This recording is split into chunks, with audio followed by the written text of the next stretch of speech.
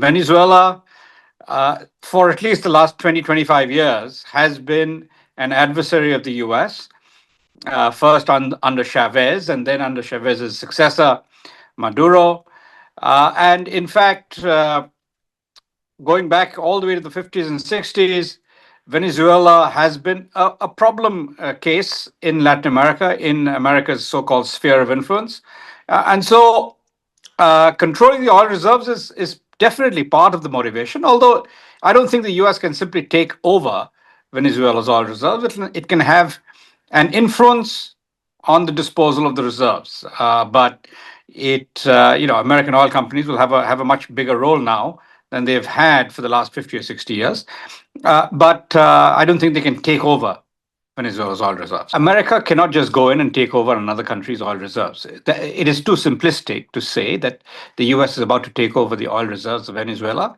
Remember that even after the successful invasion of Iraq, the US did not take over Iraq's oil reserves. So there's no question of taking over oil reserves altogether, but there'll probably be open bidding for oil. Venezuela has not been very successful in exploiting its existing oil reserves very well. And so American oil companies' involvement will improve the rate of production of oil from Venezuela and so should contribute to reducing global oil prices eventually once normalcy is restored and the oil begins to flow more efficiently with American oil companies getting involved in Venezuela as well. In the case of Iran, Iran was already not really producing much oil for the world market. It was facing sanctions, etc.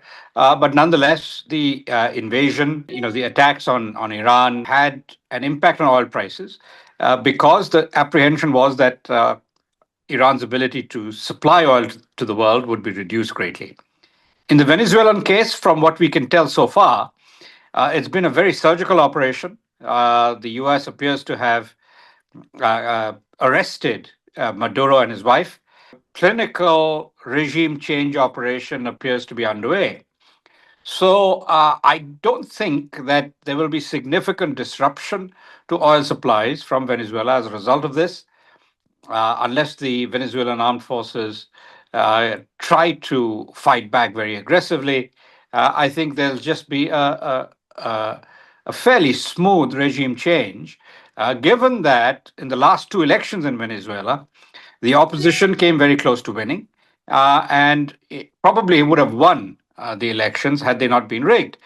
So I think there is a fair amount of popular support for the opposition, and consequently, regime change will not be all that difficult to accomplish. So any disruption to oil supply is likely to be fairly short-lived. Over the medium term, over say a 2 or 3 month period, I think oil prices will come down as Venezuela's ability to supply oil to the world probably go up in the medium term.